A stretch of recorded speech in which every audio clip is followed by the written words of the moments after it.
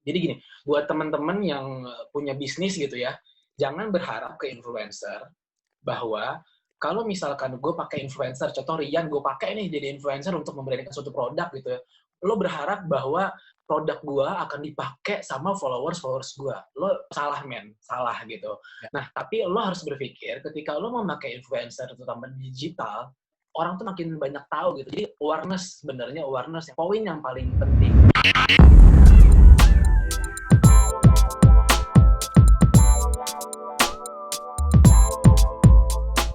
Halo semua, kita ketemu lagi di PR Talk by We Are PR.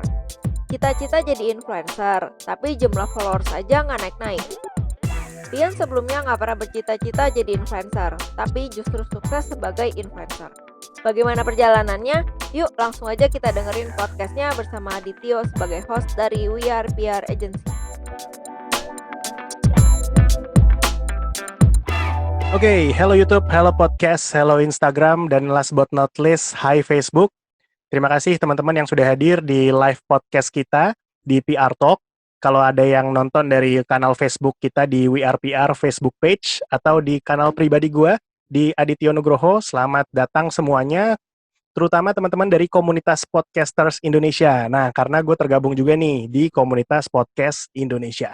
Nah, di session ini kita akan membahas tentang konten judulnya adalah Si Manusia Verbal. Nah, apa itu maksudnya si manusia verbal? Jadi gua akan mempertemukan teman-teman dengan profesional yang sudah nyemplung di dunia jurnalisme, baik jurnalis profesi maupun jurnalis publik. Nah, bersama kita hari ini sudah hadir kerabat baru gue, teman baru gue yang ternyata sebenarnya kita sama satu kampus dulunya, cuman kita nggak pernah tahu.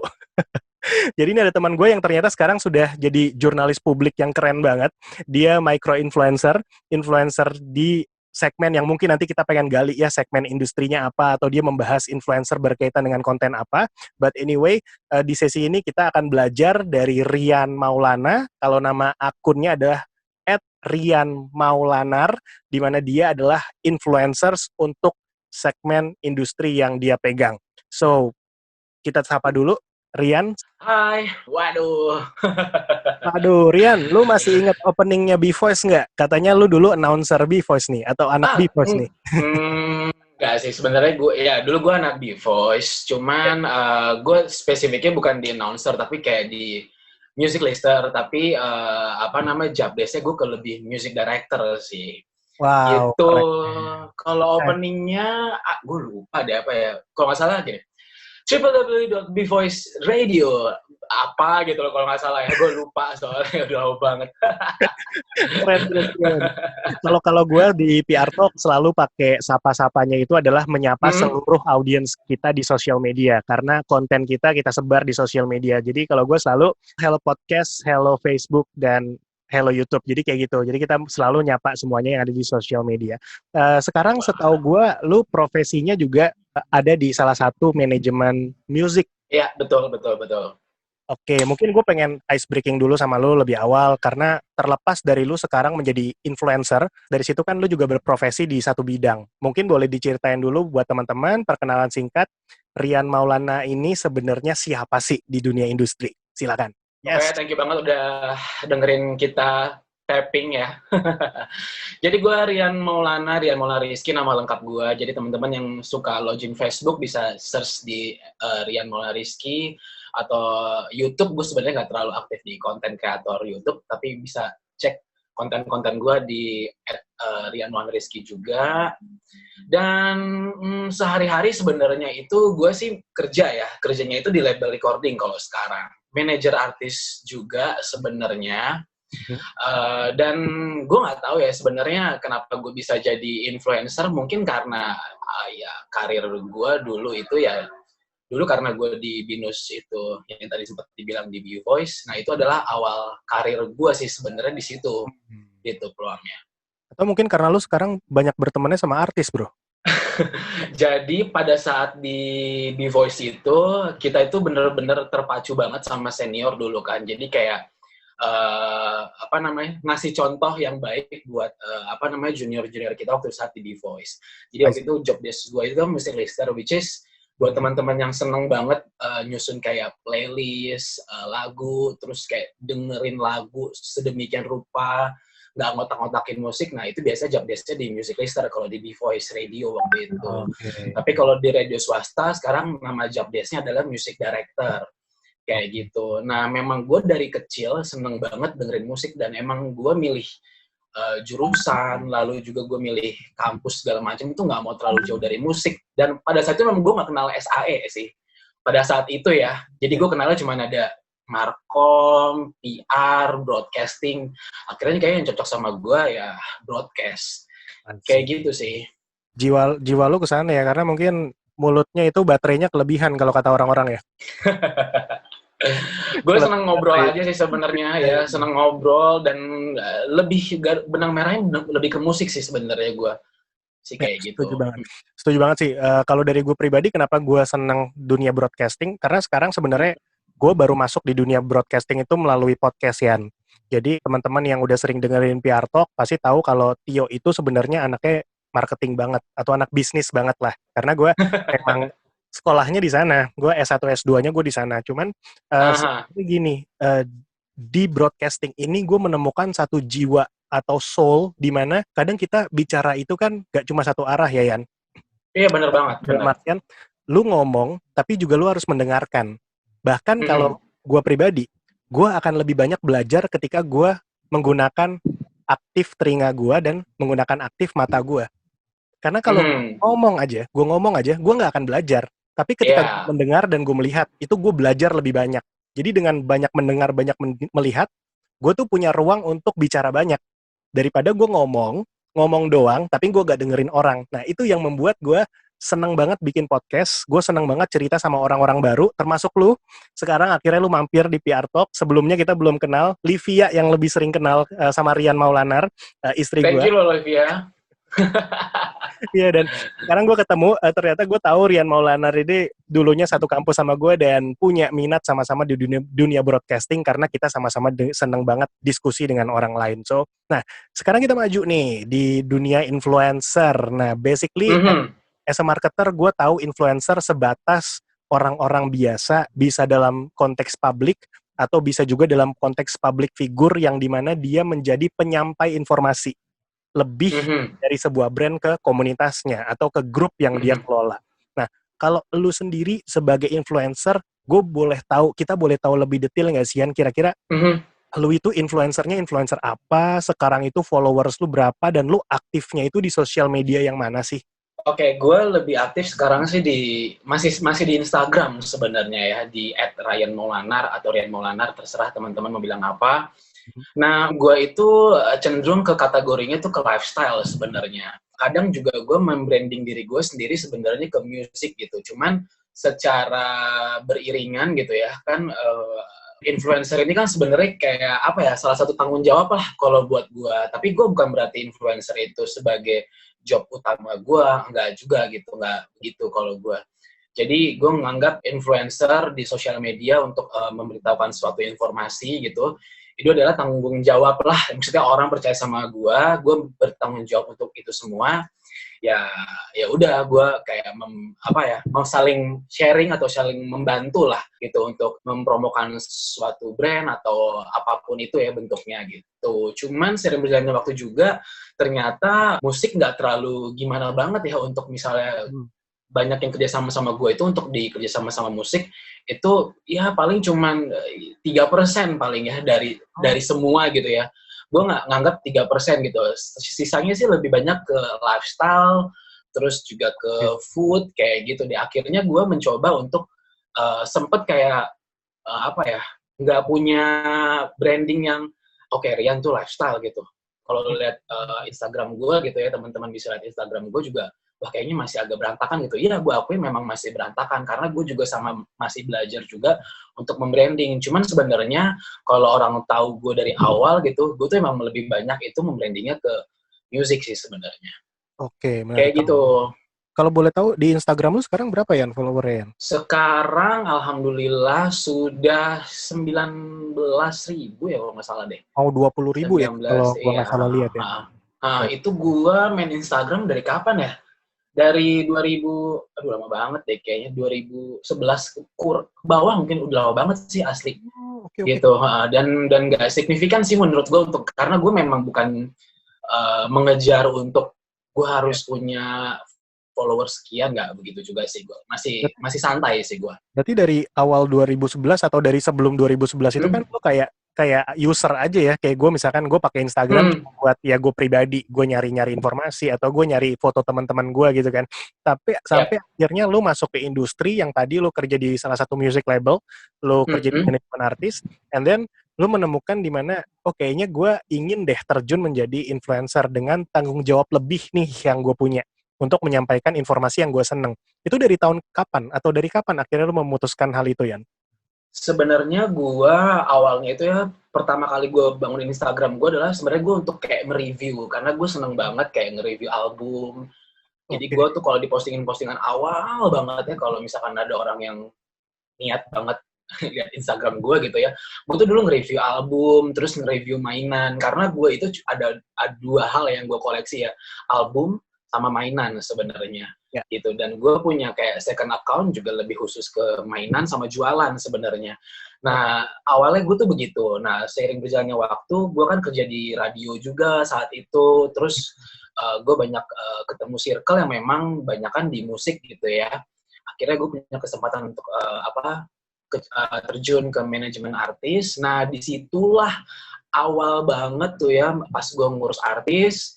Saat itu gue ngurusnya masih siapa ya? Waktu itu gue ngurusnya masih Aliando, Acha Septriasa, terus Hi-Fi, Ardhito Pramono. Itu gue ngurusnya itu mereka gitu. Gue ngurus itu mereka dari mereka masih 0 sampai jadi gitu ya. Nah itu gue ngurus mereka. Tapi kompleksnya adalah kalau Acha sama Aliando di singingnya aja. Gue nggak terjun ke film atau sinetronnya, nggak begitu. Cuman gue concernnya mereka punya single, gue akan support mereka untuk promotion musiknya. Nah, mulai dari situ tuh karena gue juga kenal sama komunitas mereka, lalu juga ada fanbase-nya mereka masing-masing.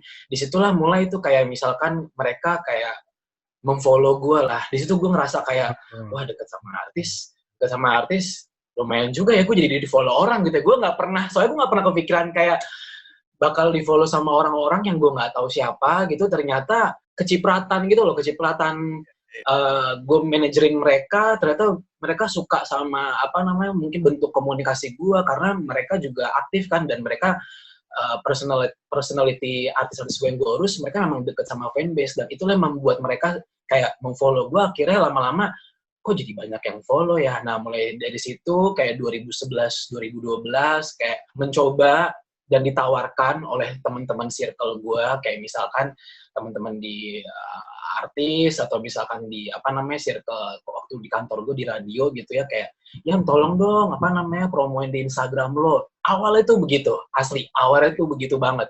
Yan coba dong nih, lo kan lumayan tuh followersnya udah 1,000 ya kan, kayak dulu tuh gitu udah 1,000 ya, udah 2,000 gitu. Coba nih lo kasih tahu nih teman-teman lo gitu. Nah awalnya tuh bener-bener begitu banget, asli. Memang itu kayak semacam apa ya, kayak ya mungkin awalnya dalam bahasa gue kayak aji mumpung nih, mumpung lagi ada hype-nya, mumpung lagi banyak engagement dengan fanbase artis yang gue kelola juga, dan sampai akhirnya si kantor lu atau ada sebuah brand yang akhirnya nyolek-nyolek gitu ya, yang tolong dong. Iya. Dan akhirnya bener. Lu ngerasa kayak, wah ini sesuatu yang gue banget nih ya. Mungkin awal mulanya lu nggak mikirin duit dulu kali ya. Mungkin awal mulanya ketika lu lakukan itu, lu merasa kayak, gue di-acknowledge loh sama orang-orang sekitar gue. Dan gue happy untuk lakukan itu. Sampai akhirnya lu berpikir untuk making this influencer things as a business for yourself gitu kan. Karena umum dan itu sangat amat wajib bagi setiap orang ketika mereka masuk ke ranah konten kreator atau mereka masuk ke ranah public influencer gitu ya, atau figur, dia wajib untuk menyusun bisnisnya, baik dalam hal brand positioning dirinya sendiri maupun bagaimana dia pengen dijual ke market, ke orang lain. So, setelah ini sepertinya gue akan kasih ke istri gue untuk bertanya, karena kayaknya kalau dianggurin nanti setelah closingan gue dimarahin deh. Kamu ngomong mulu, emang gak ada berhentinya baterainya. Ayo dong Livia, ayo dong. Kayaknya pertanyaannya digarap Tio semua nih. Ampun, Sekarang dibagi dua berarti ya. harus dong. Iya. Jadi ini sebenarnya agak penasaran sih. Hmm, Kalau dulu itu kan belum terkenal ya, namanya dengan sebutan tuh influencers gitu loh. Orang-orang tuh Hmm. gak akrab kan dengan sebutan itu gitu. Mungkin kayak baru 2 atau 3 tahun belakangan lah ya, baru muncul istilah itu gitu. Jadi dari karya sendiri tuh nyangka nggak sih kalau pada akhirnya tuh dari yang dulunya cuman iseng-iseng nge-review, terus udah gitu naik tahapannya jadi di-acknowledge temen, terus sekarang malah jadi bisa digolongkan ke dalam micro influencers gitu loh. Itu satu pertanyaan aku. Nah, terus pengen tahu juga bisa sampai sekarang ini sebagai influencers itu apakah memang goals-nya tuh dari dulu mungkin nggak sekedar influencer saja ya, mungkin bergerak di bidang entertainment tuh emang udah goals-nya dari dulu, atau secara nggak sengaja pengalaman-pengalaman yang membawa karya tuh akhirnya udah jadi apa ya, jadi berkecimpung di dunia ini, gitu. oke, siap. Pertama ya, Liv ya, gue sebenarnya emang nggak pernah nyangka sih. Maksudnya tidak pernah menyangka sama sekali untuk menjadi influencer ataupun berkeinginan, bercita-cita. Kan ada ya orangnya gue suka kayak perhatiin gitu anak-anak generasi Z terutama ya.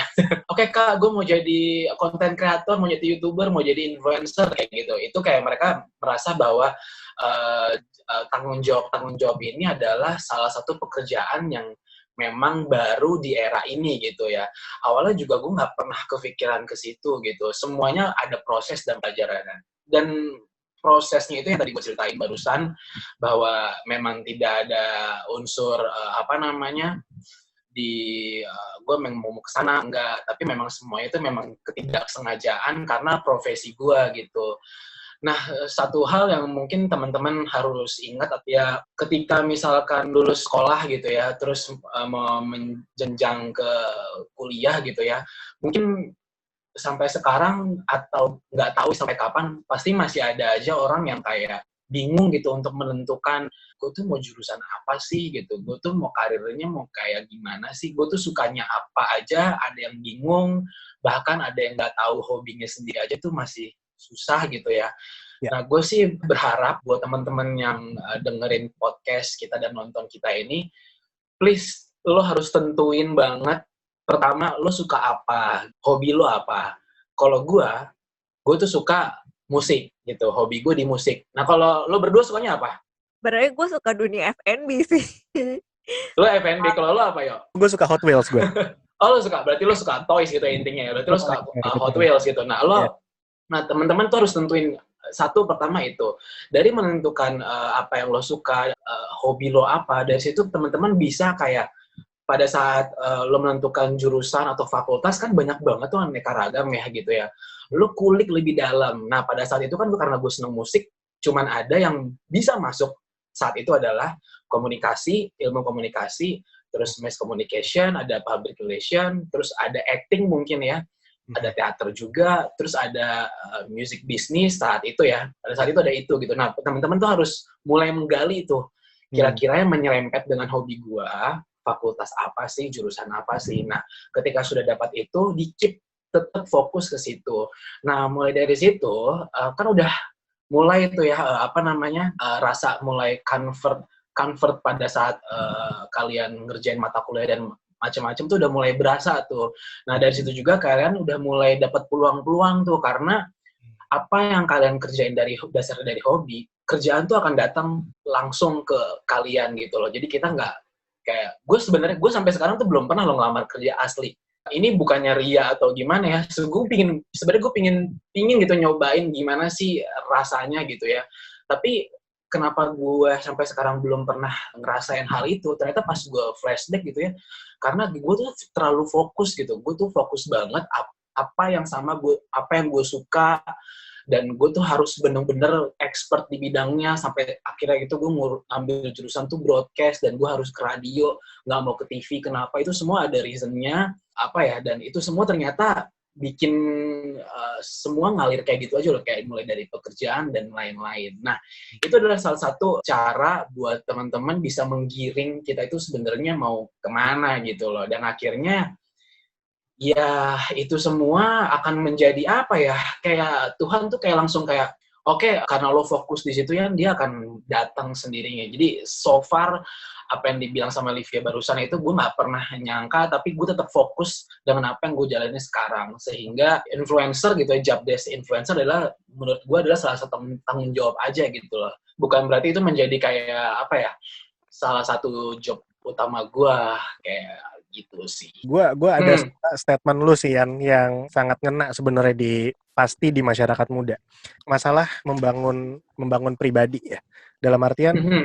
kerjaan yang dimulai dari hobi itu akan datang sendirinya ke lu. Mhm Apapun mhm. yang lu lakukan dari hal yang lu seneng, tanpa lu cari, tanpa lu apply, dia akan datang sendiri ke lu. Dan sebenarnya kalimat lu itu adalah kalimat yang menjawab pertanyaan Livia tentang influencers. Kalau di dunia marketing zaman dulu nih, Mhm. zaman kita masih kuliah, mungkin pas gue sama Rian masih kuliah di BINUS, di salah satu teori atau di salah satu chapter bukunya Philip Kotler, kita nggak ada yang namanya influencers. Tapi kita adanya key opinion leaders. Zaman dulu, orang-orang Betul. yang berhak merekomendasikan sebuah barang atau suatu hal, itu adalah orang-orang yang sudah dicap oleh publik kalau dia expert. Dia expert di bidang finance, dia expert di bidang kedokteran, dia expert di bidang balapan, dia menjadi key opinion leaders untuk segmen industrinya. Nah, baru seiring dengan berjalannya sosial media, teknologi, semua orang punya akses men-sharing informasi yang dia punya. Semua orang punya akses mempublish hobi-hobi yang dia punya. Akhirnya disitulah mulai kata influencer, di mana statement Rian menjawab, influencer ini sebenarnya apa sih? Influencer itu adalah sekelompok orang yang sebenarnya dia pengen sharing ke publik kalau ini loh hobi gue. Tio suka Hot Wheels. Akhirnya di setiap postingannya itu adalah Hot Wheels, Hot Wheels, dan Hot Wheels. Dan akhirnya secara nggak langsung market publik memberikan cap kepada si Tio kalau Tio adalah toys collector. Tio adalah Hot Wheels collector. Dan bagi sebagian besar brand, akhirnya brand melihat, oh kalau gue kolaborasi dengan toys collector, bisa meningkatkan penjualan kita nih, bisa meningkatkan brand awareness kita nih. So, itulah influencers. Hobi yang dijadikan pekerjaan ketika ada ladang. Ketika ada brand-brand yang tertarik untuk menggunakan jasa mereka, menjadikan suara mereka sebagai suara dari sebuah brand tersebut. Tapi influencer punya tanggung jawab. Bener nggak, Yan? Oh, bener banget. Tanggung jawabnya juga nggak sembarangan ya, asli.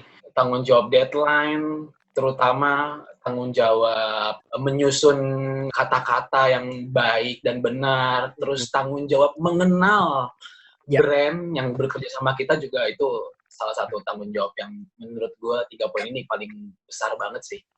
Nah, kalau misalkan influencernya kayak lu nih, yang memang dari awal lu memang sudah tahu, kalau sebenarnya segmen gue adalah musik, gue suka hobi musik.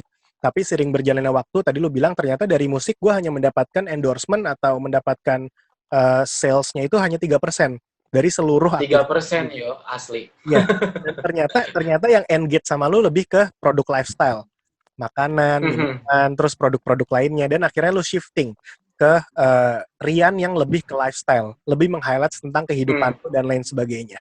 Nah, pertanyaan gue adalah gini, kalau lu itu kan model influencer yang memang sudah tahu, lu arahnya mau kemana nih. Tapi gue yakin, ada beberapa orang, atau banyak orang yang tiba-tiba sekarang gara-gara WFH, nggak ada kerjaan, terus mau jadi influencer. Kadang dia Mhm. nggak tahu hobinya apa, tapi dia tiba-tiba masuk nih, gue pengen jadi foodies, gue pengen jadi Mhm. travel blogger, Nah, menurut lu dengan fenomena seperti itu, salah nggak sih mereka? Oke, kalau menurut gue dengan fenomena kayak begini sebenarnya tidak ada salahnya ya, kalau menurut gue. Menurut gue mereka dengan fenomena seperti itu, mungkin mereka lagi mencoba atau sedang menyusun, sebenarnya gue tuh maunya apa sih? Mereka lagi trial oke gue mau foodies, terus nanti 6 bulan kemudian dia jadi review tentang hotel lah atau apa, terus tiba-tiba setahun kemudian jadi travel. Sebenarnya itu nggak masalah ya, karena menurut gue itulah apa ya, dinamisnya ketika lo bermain di sosial media gitu loh. Oke. Tapi lo harus punya benang merah atau punya satu yang memang lo bener-bener tuh suka, sehingga ada setengah followers lo misalkan memang tahu personal branding lo sebenarnya lo tuh apa gitu. Misal kalau gue kan musik, nah 30% followers gue tuh tahu sebenarnya ya itu memang fokusnya di musik. Nah untuk ke lifestyle dan lain-lainnya itu, ya itu mungkin lagi kerjasama dengan brand. Sebenarnya itu nggak ada masalah dan itu sebenarnya banyak dilakukan oleh banyak public figure gitu loh. Banyak public figure yang misalnya memang secara branding adalah musisi. Tapi mau nggak mau dia jadi kayak influencer tiba-tiba untuk memproduk lain-lain. Nah, highlights Ari Lasso nggak sih? Kenapa emang ada apa dengan Kak Ari Lasso? Gue nggak kenapa sih. Dia legend. Gue suka lagu-lagunya dia juga dalam artian kita tahu kenal dia sebagai musisi gitu ya. Tapi tiba-tiba belakangan dia punya YouTube, terus dia tiba-tiba jualan siomay, terus tiba-tiba kolaborasi dengan artis-artis gede. Dan tiba-tiba sekarang jadi presenter di acaranya sendiri di televisi. Ya, kalau gue ngambil apa yang lu bilang, mungkin itu seperti bagaimana si Ari Lasso ini sedang mencari pattern-nya. Sebenarnya dia mau kemana? Berbeda kayak si tandemannya Andre Taulani. Di mana jauh dari sebelum dia sekarang, dia udah mulai shifting tuh. Dari yang tadinya musisi, dia udah jadi komedian dia udah jadi presenter. Jadi dia prosesnya lama, tapi kalau Ari Lasso kan seakan-akan ini prosesnya cepet kan. Gue lagi mau cari form gue seperti apa. Kalau gue sih sebenarnya personally gue nggak melihat itu sesuatu yang salah, sama kayak statement lu tadian. Gue nggak melihat itu sebagai sesuatu yang dia jadi nggak konsisten nih terhadap brandingnya dia. Karena menurut gue gini sih, di marketing kita kenal namanya life cycle. Apapun kategorinya punya life cycle. Kehidupan pun punya life cycle kan, lu hidup sampai lu mati gitu loh. Buat gua, bagi Ari Lasso yang sudah sangat legend di dunia musik, ada kalanya dia akan digantikan oleh generasi yang lebih muda untuk menjadi legend seterusnya. Tapi cerdasnya tim Ari Lasso atau cerdasnya Ari Lasso adalah dia tahu nih, dikala dia sudah mature, ketika dia ngikutin aja, dia kan akan ngedrive ke bawah dong. Akan dilupakan oleh pangsa pasar dong. Dia akhirnya merejuvenate personal brandingnya dia bangun personal branding yang baru sebagai as a content creator atau sebagai presenter, membuat konten dan lain sebagainya. Which is menurut gue itu adalah langkah cerdas. Di mana dia mencoba semua konten dulu, dia jadi foodies dulu, dia jadi bedah rumah dulu, dia datang ke rumah-rumah artis, dia jadi presenter pada akhirnya sekarang dan sampai masuk ke gue cukup seneng. Kalau dari lu gimana ngelihat fenomena artis-artis yang kayak gitu?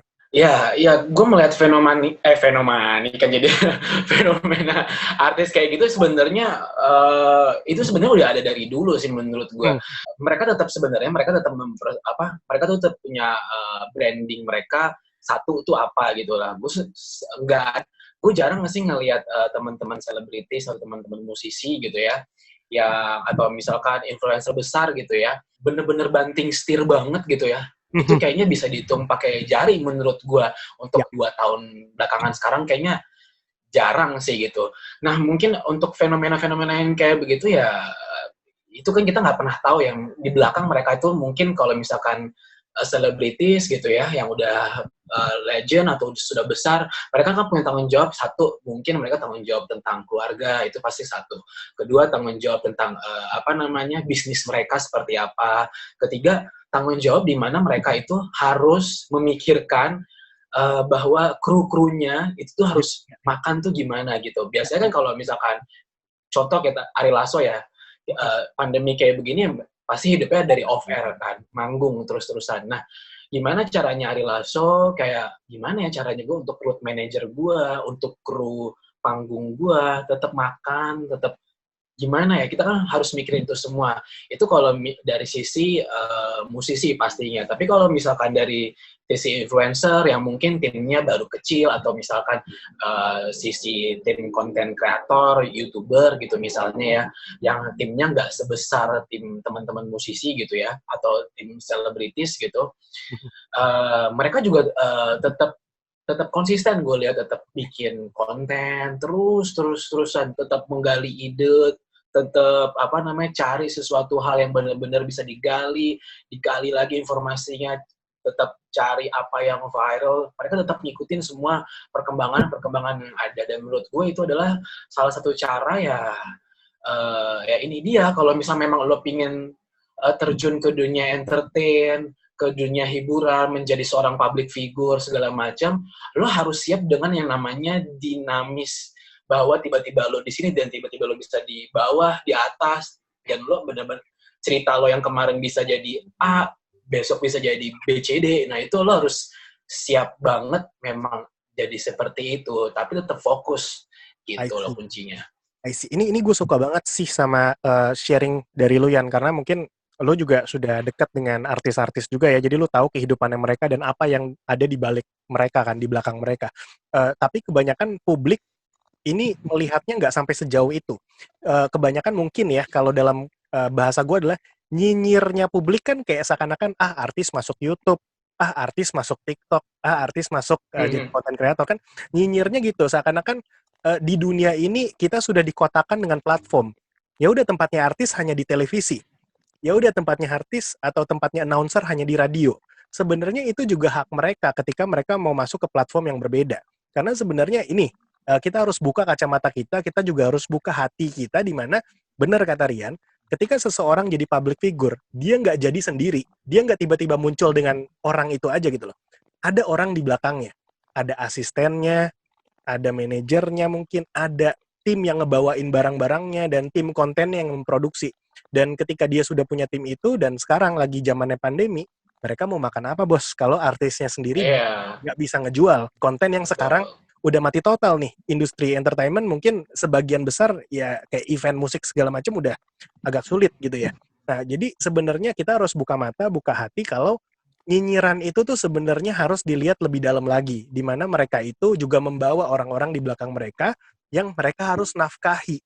Karena menjadi public figure bukan berarti mendapatkan duit buat diri dia pribadi, tapi mendapatkan duit untuk keluarganya, untuk orang yang bekerja di dia, di manajemennya, dan juga komunitasnya, fansnya. Emang fans itu nggak butuh untuk di-engage gitu kan. Jadi itulah challenge yang tadi Rian bilang, ketika lu sudah masuk ke tahap public figure, lu masuk ke dalam tahap influencer, lu harus memikirkan dinamika-dinamika yang memungkinkan untuk lu menyusun strategi ke depannya lebih keras lagi. Bukan hanya strategi konten, tapi bagaimana strategi untuk lu bisa diterima di masyarakat. Tapi gue sebenarnya mau ngucapin terima kasih sih. Ini gue mewakilin teman-teman yang, maksudnya teman-teman artis yang gue pegang gitu ya. Thank you banget buat misalkan netizen atau haters yang sering julitin kita, sering ngomongin kita mau demikian rupa. Itu sebenarnya salah satu bentuk promotion loh, asli. Gak ada lo, kita juga nggak tahu gitu, karena bentuk promotion itu, cost promotion itu adalah cost yang paling mahal saat ini. Maksudnya nggak saat ini sih, dari dulu kayaknya, gue nggak tahu dari dulu kapan gitu ya, tapi sampai detik ini pun cost promotion adalah cost menghamburkan uang yang paling mahal, sehingga message yang kita mau itu bisa sampai ke masyarakat gitu ya. Nah, dengan adanya netizen yang orang bilang, dengan adanya haters gitu ya, aduh thank you banget, bukannya kita diem gitu ya, bukannya kita nggak berpikir atau apa gitu ya. Dengan adanya teman-teman itu semua gitu, itu sumpah itu brand malah makin datang loh ke kita, asli. Ada brand yang peduli dengan, oke, misalnya kita dimaki-maki oleh haters dengan ribuan banyak sampai trending gitu misalnya ya. Itu ada yang peduli, akan berpengaruh ke si brand, si personal branding si brand tersebut gitu. Oke, gue akan mundur. Tapi ada juga nih market atau misalkan bisnis rumahan gitu ya, itu tuh nggak peduli tuh hal-hal yang kayak gitu. Akhirnya mereka masuk tuh. Jadi mungkin brand besar ngilang dari kita gitu ya. Tapi brand baru merintis gitu ya, maksud aku kecil dan berarti baru merintis gitu ya, itu malah deket dan banyak banget ke kita. Jadi thank you banget buat teman-teman. Ya, strategi terserah deh kalian mau ngomong apa.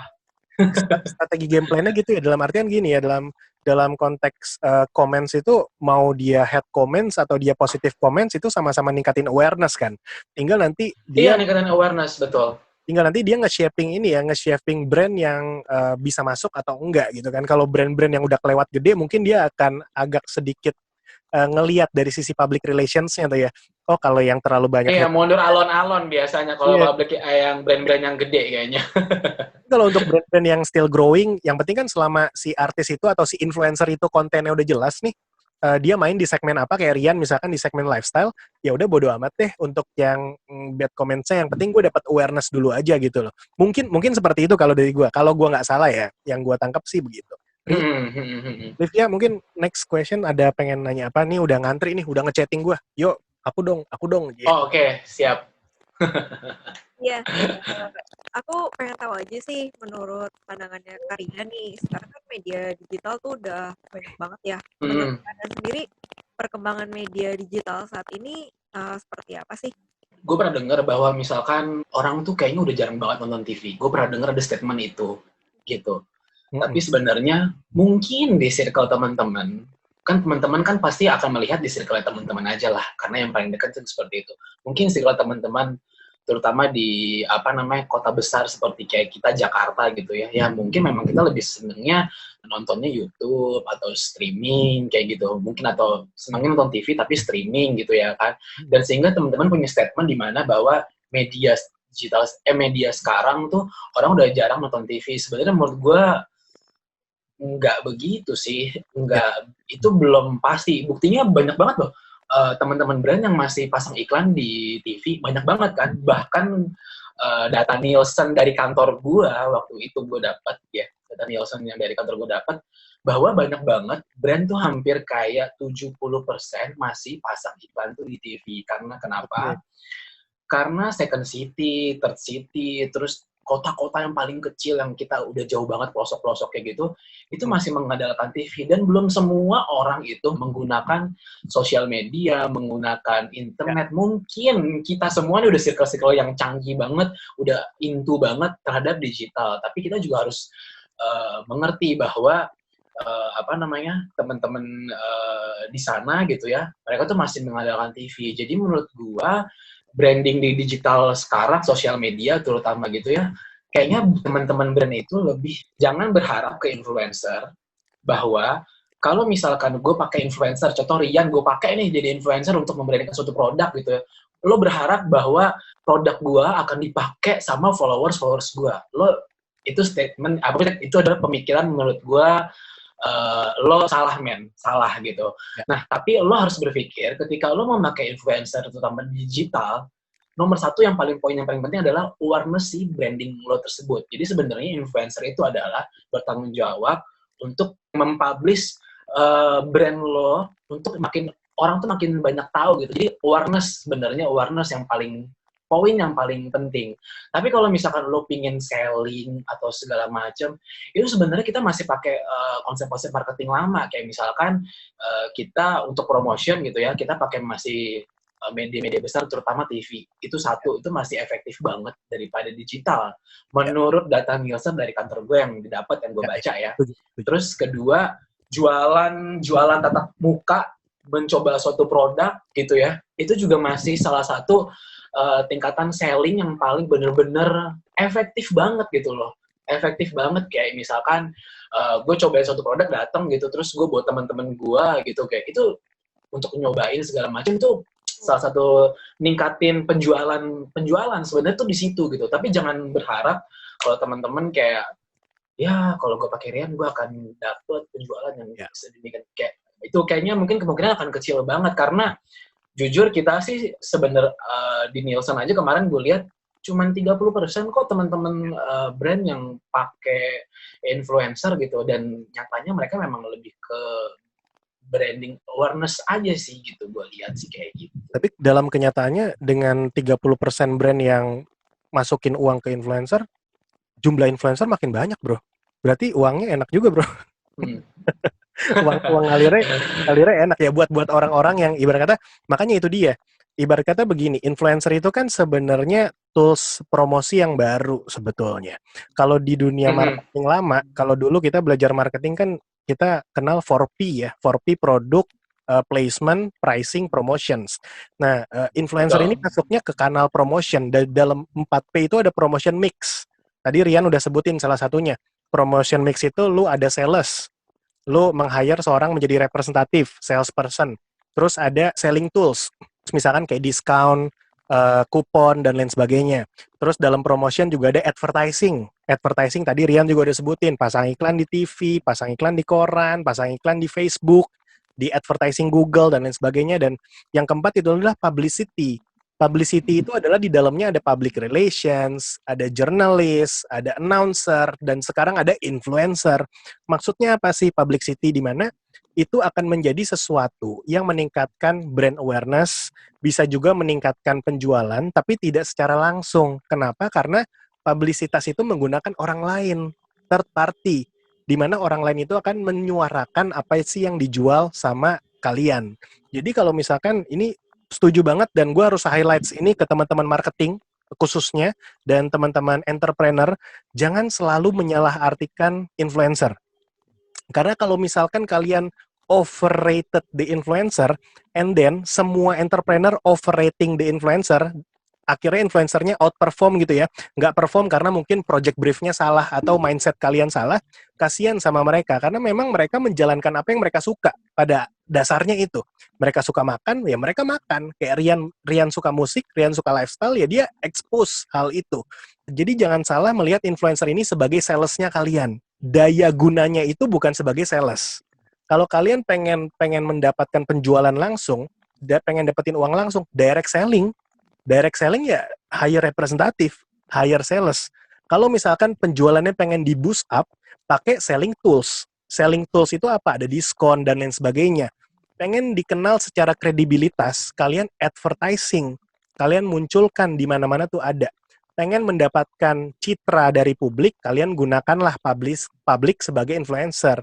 Gunakanlah suara Rian untuk menginfluence orang-orang terdekatnya, untuk menceritakan tentang, oh PR Talk itu bagus loh kepada teman-teman di sekitarnya, which is brand awareness, untuk menjadikan Rian sebagai penyampai informasi kepada orang lain, supaya orang lain at least mengetahui brand kalian. So, be clear, marketing itu harus sharp, marketing itu harus pinter, menentukan tools apa yang pengen digunakan. Jangan salah menggunakan influencer, karena influencer itu punya objektifnya sendiri. Justru marketing harus cerdas, marketing harus pintar menentukan promotion mix, mana yang ingin digunakan dan kombinasinya seperti apa, untuk mendukung brand kalian atau barang yang kalian jual itu bisa laku di pasaran. Kurang lebih seperti itu. Iya, jadi kayak gitu. Dan aku mau nambahin juga nih buat teman-teman, misalkan aku berharap ada teman-teman brand atau misalkan yang punya bisnis dagangan kecil gitu ya.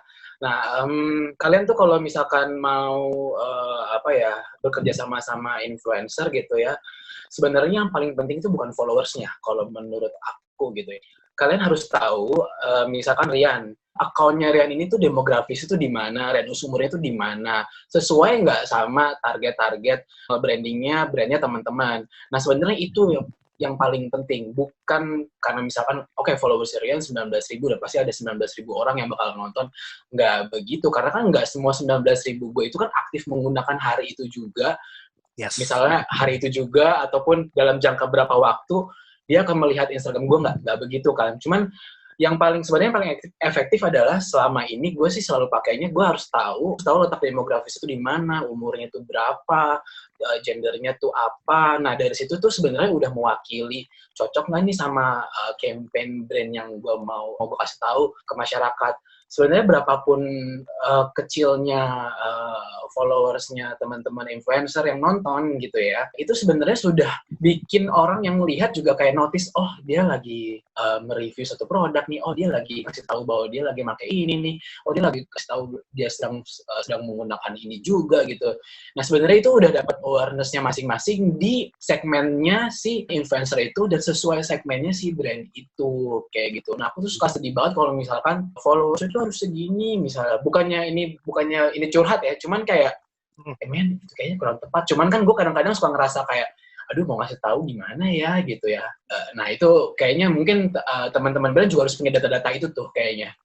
Ini salah satu tips sih kalau menurut gue, karena kita juga di industri entertainment, kita tuh lebih kayak gitu. Kayak misalkan gue rilis satu lagu nih, terus kali ini gue genre-nya susah banget nih. Contoh, let's say gue lagi megang Melayu gitu ya. Nggak mungkin dong gue mempromokan gejor-gejoran, gue nge-add semua dan pakai semua influencer Jakarta. Nggak mungkin banget kan. Nggak mungkin dong. Akhirnya gue mencoba mencari benar-benar yang influencer yang ke second city, yang benar-benar followersnya nggak tahu. Itu sangat kecil ya, maksudnya kayak mungkin di bawah 5.000. Tapi itu benar-benar efektif banget gitu. Ternyata itu salah satu yang benar-benar mengetahui demografis, range umur, gendernya juga gitu ya. Itu benar-benar efektif banget dengan produk yang waktu itu adalah gue ya sellingnya adalah musik gitu ya, jualannya memang musik Melayu gitu ya, itu tepat gitu. Dan gue berharap sih sebenarnya kalau misalkan teman-teman yang lain brand pun ya seperti itu gitu. Dan satu hal lagi, teman-teman juga harus tahu mau alokasiin budgetnya itu mau naikin sales atau mau awareness. Nah ini harus dibedain karena nggak boleh samain sih, itu sih. Iya, setuju banget Tian. Ini keren banget sih tadi statement lo itu, karena kadang kita juga di agency WRPR ini kita suka dapat klien yang fokus utamanya itu influencer yang gede-gede gitu ya. Kayak kalau misalkan kita nggak tawarin pakai selebgram itu kelihatannya nggak oke, karena menurut mereka masih follower itu yang jadi primadonanya. Padahal sebenarnya kalau dalam strategi promosi menggunakan influencer, ini uniknya. Uniknya gini, bayangin, sekarang di Indonesia punya berapa banyak stasiun TV, khususnya di Jakarta. Paling stasiun TV bisa dihitung dengan dua jari di tangan lu sama jari-jari di kaki lu gitu kan, jumlah stasiun TV. Iya, betul. Iya. Terus ketika lu masuk ke radio ya, you name it lah, radio-radio dengan segmen bisnis katakanlah, atau segmen female, ada berapa banyak sih? Paling ya jari-jari tangan gitu kan. Terus kalau lu ngomongin koran, di Jakarta sendiri ada berapa banyak sih koran? Itu masih mudah untuk dianalisa, karena jumlahnya masih bisa dihitung dengan jari yang ada di tubuh lo. Tapi kalau kita ngomongin influencer, tiap hari itu nambah. Dan nggak semua influencer menghadirkan follower yang sesuai dengan objektif dari brand atau barang yang dijual. Jadi sebenarnya pengelolaan influencer atau mengenali influencer itu lebih berat dibandingkan mengenali media yang sudah ada sekarang. Karena satu, jumlahnya itu banyak banget, setiap hari bertambah, dan masing-masing dari mereka memiliki demografis yang berbeda-beda. Menurut gue sih sama seperti Rian bilang, kurang tepat kalau misalkan sebuah brand langsung menggelontorkan dana ke influencer yang gede-gede aja. Mengesampingkan mereka yang levelnya masih nano, mikro, atau levelnya masih mid-term itu yang ratusan K gitu ya. Dikesampingkan. Kenapa? Karena sebenarnya mereka juga memiliki basis follower yang bisa mendukung awareness atau target promosi dari brand tersebut. Yang harus diperhatikan adalah benar demografi, usia, dan gender. Dan itu prinsip bisnis yang paling standar ketika kita ingin mempromosikan sesuatu, STP, segmentation, targeting, positioning. Jadi targeting salah ketika lu allocate budget besar dan akhirnya lu pakai influencer yang nggak sesuai dengan brand atau barang yang kalian jual. Ujung-ujungnya hanya bakar duit, tidak menghasilkan konversi yang tepat. So thank you banget Rian untuk kasih heads up kita ke orang-orang bisnis, ke anak-anak entrepreneur, ke teman-teman marketing, dan juga ke public relations, karena gue yakin PR sekarang kerjaannya bukan cuma engage dengan jurnalis, tapi kita juga engage dengan jurnalis publik, which is teman-teman influencer dengan kanal-kanal media di Instagram kalian masing-masing. Kalian yang bikin kita bingung sebenarnya. Database kita jadi banyak banget. Betul.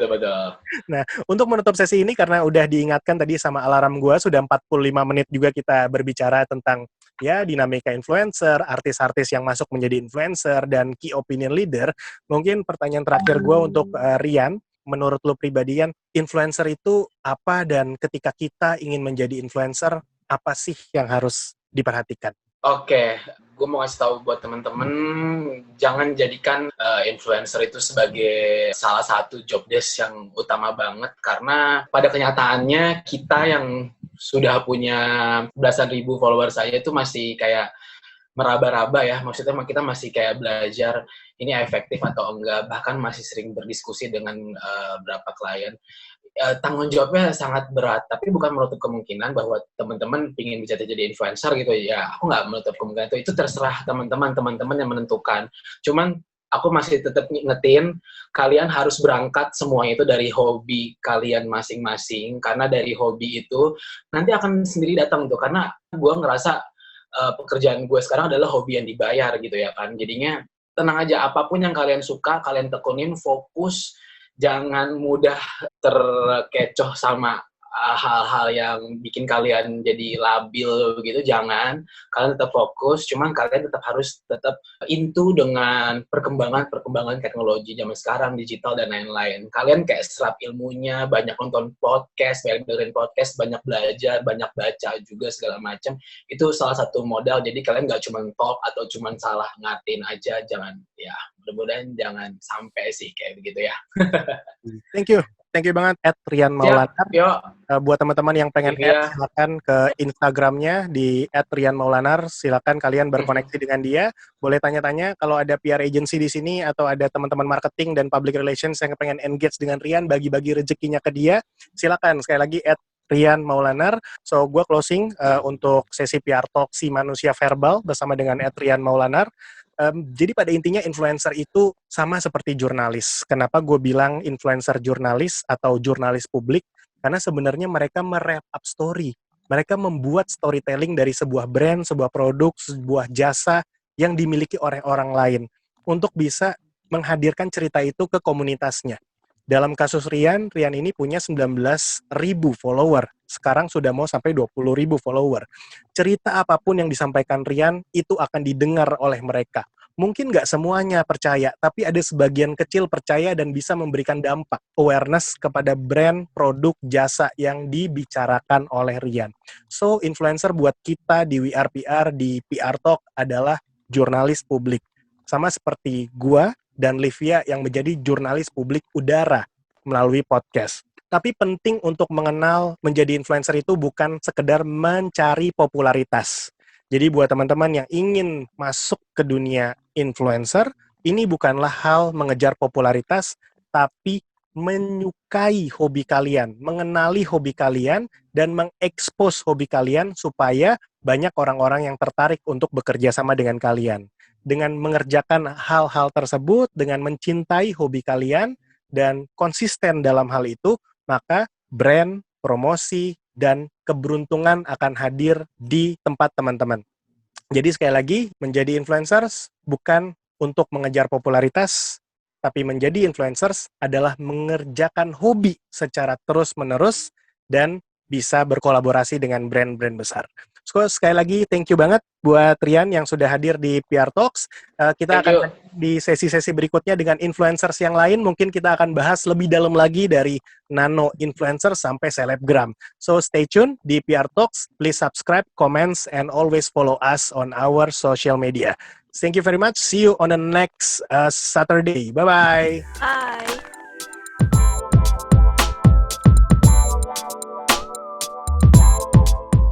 Sekian PR Talk kita hari ini. Terima kasih untuk semua yang sudah mendengarkan dan juga Humas Usahid yang sudah support kita. Jangan lupa subscribe dan komen konten kita serta follow Instagram @WeArePRNetwork. Sampai ketemu di PR Talk selanjutnya. Dadah.